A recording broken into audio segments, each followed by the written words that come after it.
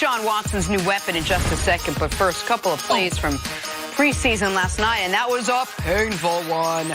Remember I told you guys the preseason's not about sit back and be conservative, teams blitz more? Here you go, Ravens, backed up, blitzing, line protection misses it, quarterback misses the hot, drops the ball, gets a whole Gardner face. Minshew wasn't getting hit like that at Washington State last year. Cleveland taking on Washington. Baker Mayfield throwing the 24-yard strike to Rashard Higgins for the touchdown on the opening drive. Rashard Higgins, you don't hear much about him, but he's going to be the third or fourth wide receiver for Cleveland. If he can have a big year, take some pressure off of Jarvis Landry, take some pressure off their tight end, take some pressure off OBJ. They got a nice wide receiving core. Absolutely, and Rashard Higgins might be ahead of Antonio Callaway as we sit here today. Patriots, Lions, N'Keal Harry making the right adjustment, hauls in a 25-yard catch right there. He got dinged in this game, though, which is unfortunate for a wide receiving core that was already bereft of a lot of high-level talent. The rare first-round pick by Bill Belichick at that position. That's a good play. They still need some help on the outside. They need a speed guy.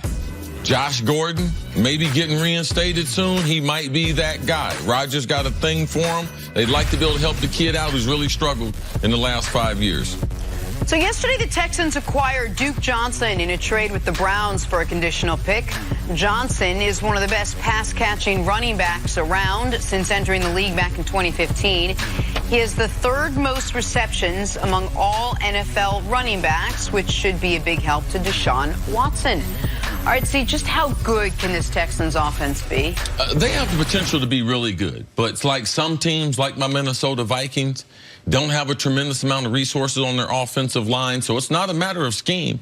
If I can't block the guy in front of me, if I can't win my individual battles, then it's going to prevent my team from being one of the better offenses. Now, they're talented. They got one of the better quarterbacks, got one of the better wide receivers, but from a scheme standpoint, I wonder.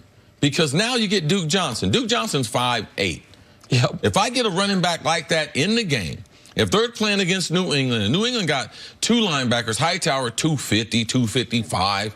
If they, the other linebacker they got from Jamie Collins, if he's the middle linebacker, I mean, they got two linebackers that weigh 500 pounds. So when you guard a guy like him, you know what you do if they bring him in the game? They hit him. You blitz him. No, you blitz. And you make him have to stay in for protection. And then, how good is he? Like, if you could spread him out and everything, if you tell me they got a great offensive line where everyone can individual block, yeah, he would really help. Now, I'm glad he got out of Cleveland because with Kareem Hunt being there, there was not a place for him. So I am happy for that. But is he the piece that's going to get them over? I'd much rather them had gotten an offensive lineman or a tight end. That would have helped because it helps with protection, which is the weakness of this offense. So I still have a number of questions, Jenna, as far as how the Texans move forward to help out Deshaun and Nuke. And it should be noted that in last night's game, Nick Martin, who might be their best offensive lineman, their center, carted off. And so now maybe he carted off with an injury and come back from, but we don't have a diagnosis on that. It's never good when you get carted off because the guys want to try to walk off at least. Absolutely. So they are forced to get on that cart. So it's a significant injury. Sure. So when you heard the Texans made a trade for a player for a draft pick, I think most Texans fans were like, Trent Williams. Tell me it's Trent Williams. They desperately, they have the money. They had second most cap space of anyone. It wasn't. Now, Duke Johnson, I think, is better than Lamar Miller.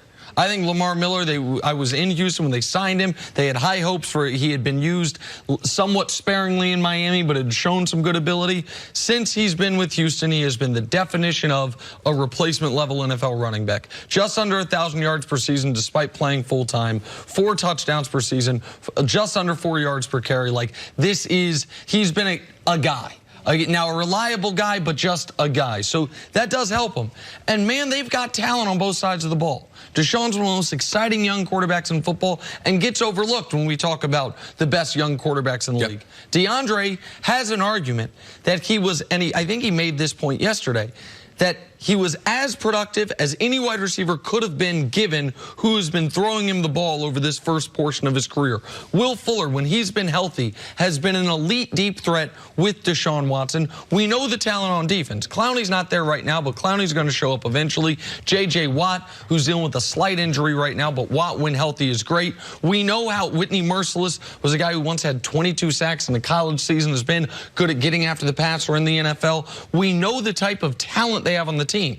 I have major questions about the head coach and about his play calling, about the efficiency of the offense.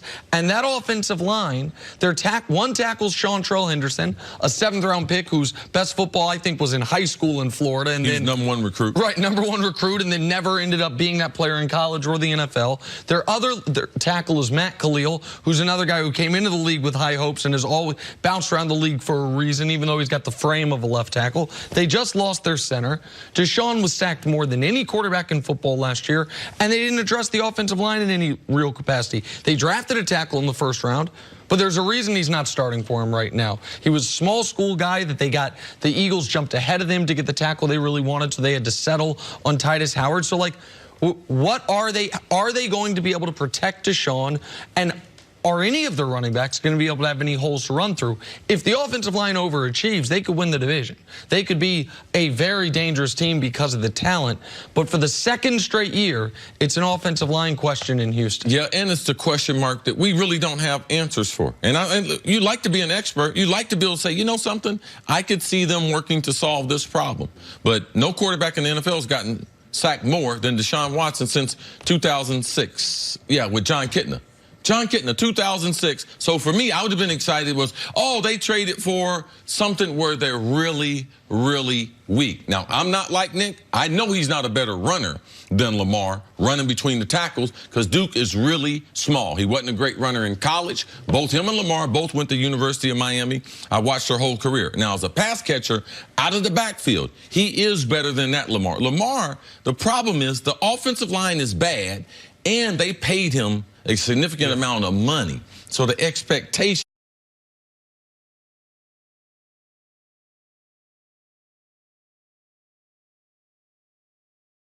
Despite it all, they still won the division last year. Even